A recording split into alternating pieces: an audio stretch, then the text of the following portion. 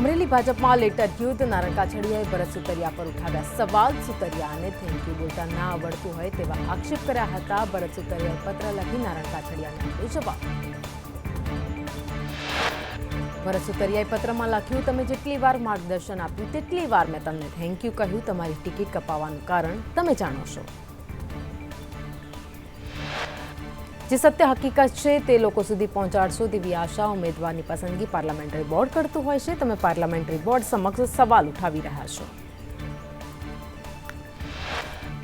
સંકલન સમિતિના સભ્ય પીટી જડેજાએ ઓડિયો ક્લિપ અંગે કરી સ્પષ્ટતા. મેં રાજીનામું નથી આપ્યું અને હું રાજીનામું આપવાનો પણ નથી. 14 જણાની કમિટીમાંથી કોણ ગદ્દાર તે જાણવા મળ્યું.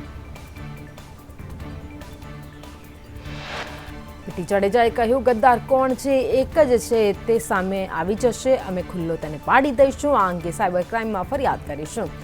આજે અથવા કાલે સંકલન સમિતિ સાથે ચર્ચા કરીશું. પીટી જાડેજાને સંકલન સમિતિ ગદ્દાર હોવાના કરે આક્ષેપ. જાડેજાએ કહ્યું, સંકલન સમિતિ શું છે એનો પર્દાફાશ કરીશું. સંકલન સમિતિને લઈ પીટી જાડેજાએ કરી શકે છે ખુલાસો. જુદી જુદી 6 ઓડિયો ક્લિપ સોશિયલ મીડિયામાં વાયરલ. તૃપ્તિબા સહિત 5 લોકોના પુરાવા મારી પાસે. મેં શબ્દોમાં મર્યાદા રાખી છે. પીટી જાડેજાએ પ્રેશર ટેકનિક શરૂ કરી હોવાની પણ ચર્ચા. રાજકોટ કરણી સેનાના પ્રમુખ ભૂપતસિંહ જાડેજાના આરોપ, ક્ષત્રિય સમાજનું આંદોલન માત્ર સંકલન સમિતિનું નથી. આંદોલન સ્વયંભૂ હતું. હવે કરણી સેના દ્વારા આંદોલન ચલાવવામાં આવશે.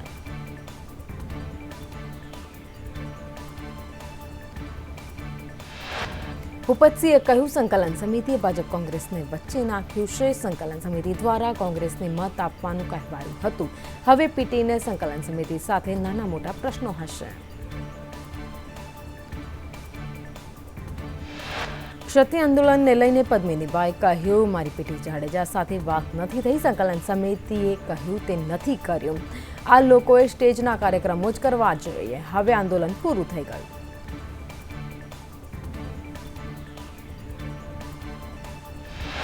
પીટી જાડેજાના આક્ષેપ બાદ રમજુપાએ જવાબ આપતા કહ્યું કે સંકલન સમિતિ એક જ છે. અમે સંકલન સમિતિને મજબૂત કરીશું. અમારો વિરોધ પક્ષ સામે નહીં, વાણીવિલાસ સામે હતો.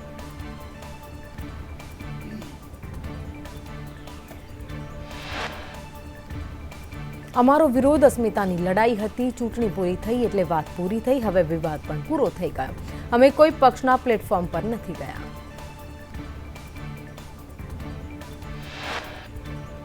ગોંડલમાં રૂપાલાએ જયરાજસિંહના નિવાસસ્થાને કરી મુલાકાત. રૂપાલાની સાથે ગોંડલના ભાજપના અગ્રણીઓ રહ્યા હાજર. ગોંડલના પૂર્વ ધારાસભ્ય છે જયરાજસિંહ જાડેજા. અમદાવાદમાં મુખ્યમંત્રી ભૂપેન્દ્ર પટેલના હસ્તે વિદ્યા ભારતી સ્કૂલ ઓફ એક્સેલન્સનું ભૂમિપૂજન કરાયું. વિદ્યા ભારતીના પદાધિકારીઓ, સંઘના પદાધિકારીઓ હાજર રહ્યા. ગોતામાં સ્કૂલ ઓફ એક્સેલન્સનું નિર્માણ થઈ રહ્યું છે.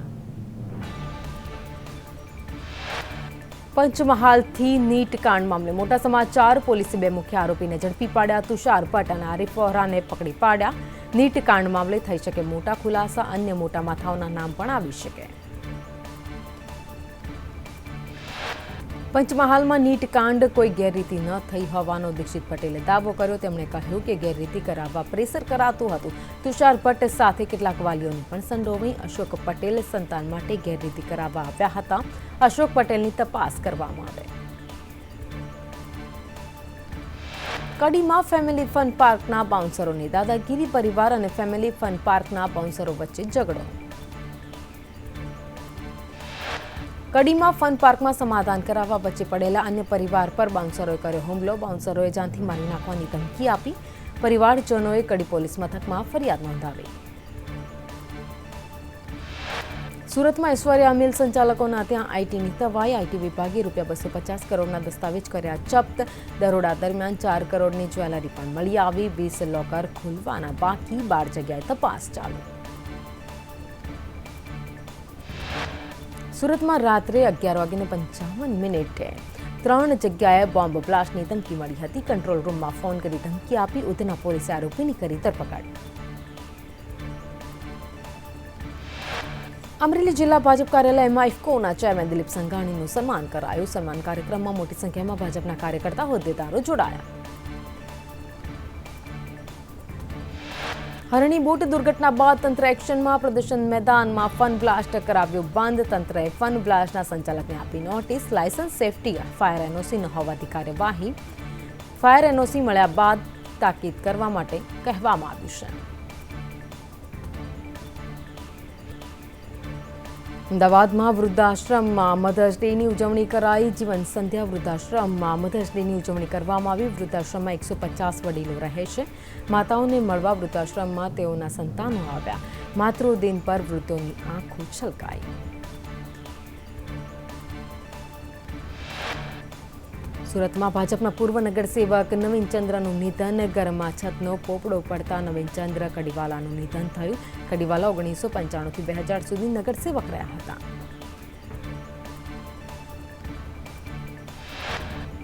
ઉનાળાના વેકેશનમાં યાત્રાધામ દ્વારકામાં ભક્તોની ભારે ભીડ જોવા મળી મંદિરમાં ભક્તોની લાંબી લાઈનો લાગી મોટી સંખ્યામાં ભક્તો દર્શનાર્થે ઉમટ્યા હતા વેકેશનમાં દ્વારકાની હોટેલો પણ હાઉસફુલ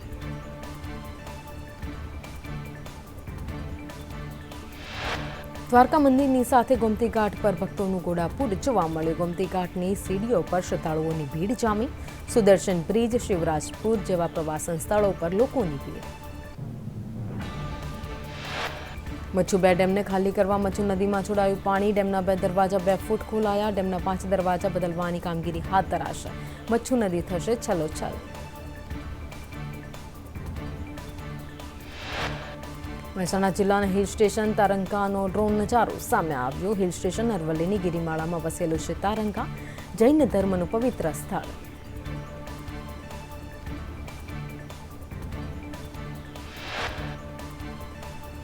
ધોરોઈ ડેમનો હવે રાત્રે અલગ નજારો જોવા મળશે ટુરિઝમ વિભાગે 5.85 કરોડનો પ્રોજેક્ટ હાથ ધર્યો છે 6 મહિનામાં ધોરોઈ ડેમ રોશનીથી જગમગતો થશે બાર જુદા જુદા રંગોથી ડેમ નવા રંગરૂપમાં જોવા મળશે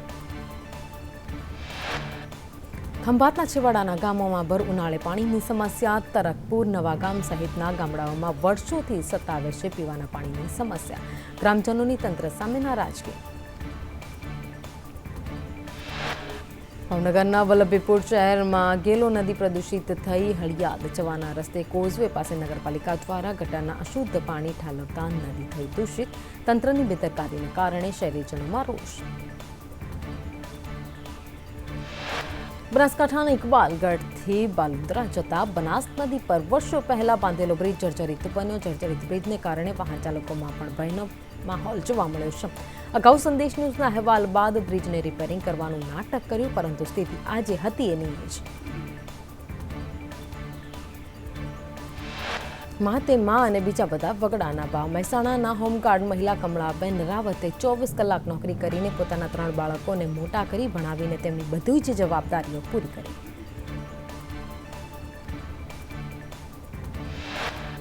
સુરતમાં માતા પિતા માટે લાલબત્તી સમાન કિસ્સો કેમિકલ યુક્ત તેલ પી જતા 1.5 વર્ષીય બાળકનું મોત બાળકે પાણીની જગ્યાએ કેમિકલ યુક્ત તેલ પી લીધું પીએમ રિપોર્ટ બાદ મોતનું સાચું કારણ સામે આવશે પોલીસે ગુનો નોંધી તપાસ હાથ ધરી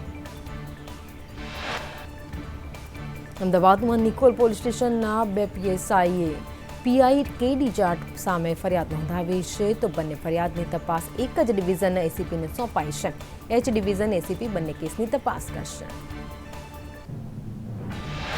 સમગ્ર મુદ્દે એસીપીએ કહ્યું કે આક્ષેપો પર તપાસ ચાલુ છે ફરિયાદી આક્ષેપો થયો તેની પૂછપરછ કરશે બંને પીએસઆઈના આક્ષેપ પર તપાસ થશે ચારધામ યાત્રામાં ફસાયા ગુજરાતીઓ યાત્રામાં અવ્યવસ્થાને કારણે ગુજરાતીઓ અટવાયા અંદાજે 25 થી 30 હજાર જેટલા ગુજરાતીઓ મુશ્કેલીમાં યમનોત્રી જવાના રસ્તે 25 થી 30 કિલોમીટર જેટલો જામ છેલ્લા 2 દિવસથી યાત્રાના રસ્તે ફસાયા છે અનેક લોકો તંત્ર તરફથી કોઈ વ્યવસ્થા નથી ચારધામની યાત્રાની શરૂઆત સાથે જ તીર્થ સ્થળો પર ભારે ભીડ જામી છે યમનોત્રીનો એક વિડીયો સોશિયલ મીડિયા પર વાયરલ થયો જે બાદ ધામી સરકારની તૈયારીઓ પર સવાલ ઊભા થયા છે યમનોત્રી ધામ ખુલતાની સાથે જ ભારે ભીડ ઉમટતા ઉત્તરકાશી પોલીસની અપીલ યમનોત્રીમાં વધુ ભક્તો મોકલવા જોખમી છે યમનોત્રી જઈ રહેલા તમામ શ્રદ્ધાળુઓને તેમની યમનોત્રી યાત્રા મુલતવી રાખવા વિનંતી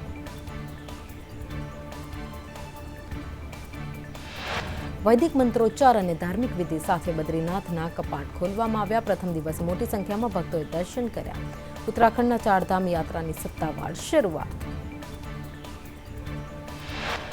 જમ્મુ કાશ્મીરમાં ભારે હિમવર્ષા થઈ. સોનમર્ગ ચોજીલા રોડ બરફથી ઢંકાયો. બરફના થર જામતા વાહન વ્યવહાર ખોરવાયો.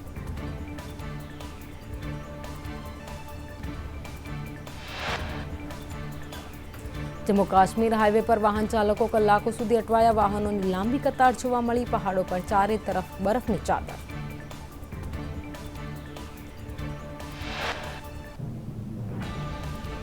પ્રધાનમંત્રી નરેન્દ્ર મોદીનો પટનામાં રોડ શો. રોડ શોની સાંજે 6:30ની શરૂઆત થશે. પીએમના રોડ શોને લઈ ચુસ્ત બંદોબસ્ત કરાયો.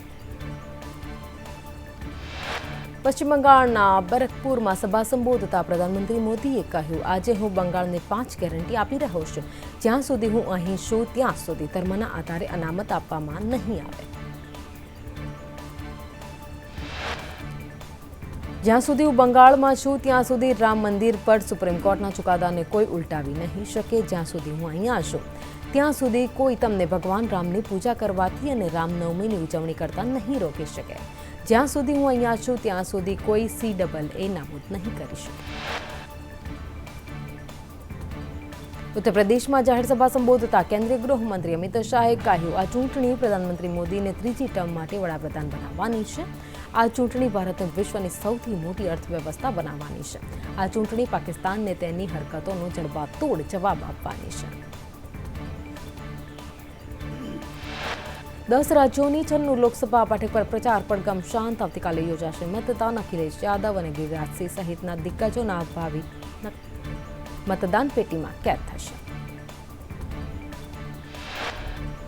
પ્રધાનમંત્રી નરેન્દ્ર મોદી 13 મેના રોજ કાશીમાં રોડ શો અને 14 મેના રોજ ઉમેદવારી નોંધાવશે. પીએમ મોદી 22 કલાક કાશીમાં રહેશે. શાહ અને યોગી રોડ શોને ઐતિહાસિક બનાવવા વ્યૂહરચના તૈયાર કરી. એનડીએ નેતાઓ પીએમ નરેન્દ્ર મોદીના નામાંકનમાં જોડાશે. અભિનેતા અલ્લુ અર્જુન સામે આચારસંહિતાના ભંગની ફરિયાદ. YSRCP માટે પ્રચાર કર્યો હતો. અલ્લુ અર્જુનના મિત્ર અને YSRCP ધારાસભ્ય શિલ્પા રવિના ઘરે પહોંચ્યા હતા, જ્યાં હજારોની સંખ્યામાં લોકો અલ્લુ અર્જુનની ઝલક જોવા માટે આવ્યા હતા.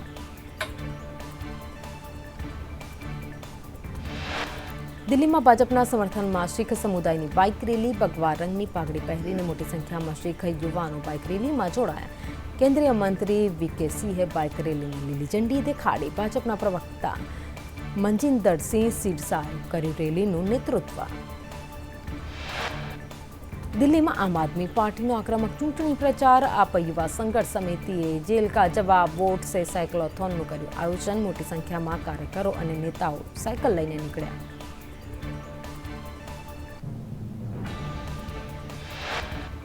દાહોદ જિલ્લામાં વાતાવરણમાં પલટો. લીંબડી, વરોડ, ધાનપુર, ટાંડી, પીપેરા સહિતના આસપાસના વિસ્તારોમાં વરસાદ વરસ્યો છે. કમોસમી માવઠાને કારણે ખેડૂતો ચિંતામાં.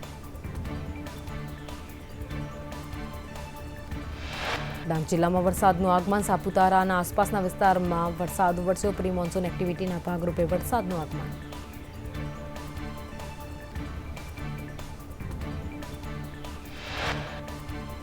રાજ્યમાં ગરમી વચ્ચે વરસાદની આગાહી. પ્રી મોન્સૂન એક્ટિવિટી થતાં વરસાદની આગાહી. રાજ્યમાં 12 થી 16 મે સુધી વરસાદની આગાહી. ગાજવીજ, ભારે પવન સાથે વરસાદની આગાહી. પવનની ગતિ 40 થી 50 કિલોમીટર પ્રતિ કલાકની રહેશે. દાહોદ જિલ્લામાં વાતાવરણમાં પલટો. લીંબડી, વરોડ, ધાનપુર, ટાંડી, પીપેરો સહિતના વિસ્તારોમાં વરસાદ વરસ્યો. કમોસમી વરસાદથી ખેડૂતોમાં ચિંતા.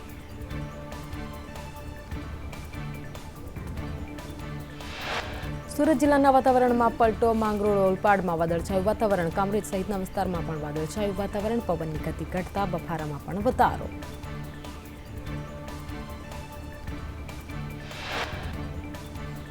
રાજ્યભરમાં ગરમીનો પ્રકોપ યથાવત. રાજ્યના 5 શહેરમાં તાપમાન 41 ડિગ્રીને પાર. સૌથી વધુ તાપમાન અમદાવાદમાં 41.6, ગાંધીનગરમાં 41.2, ડીસામાં 41.0, રાજકોટમાં 41.3, સુરેન્દ્રનગરમાં 41.5 ડિગ્રી. તમિલનાડુમાં સર્જાયો વરસાદી માહોલ. તિરુચિરાપલ્લીમાં ધોધમાર વરસાદ વરસ્યો છે તો આ સાથે જ અન્ય વિસ્તારોમાં પણ જળભરાવ થઈ ગયા છે. વરસાદના કારણે અનેક જગ્યાએ પાણી ભરાવાથી લોકો પરેશાન. રેલવે જંકશન વિસ્તારમાં ભરાયું વરસાદનું પાણી. હિમાચલ પ્રદેશમાં વરસાદે કરી જમાવટ. રાજધાની શિમલામાં ધોધમાર વરસાદ, અનેક વિસ્તારોમાં વરસ્યો બરફનો વરસાદ. આવતીકાલ સુધી વરસાદનું યલો એલર્ટ. 14 થી 17 મે સુધી વાતાવરણ સ્વચ્છ રહેવાનું અનુમાન.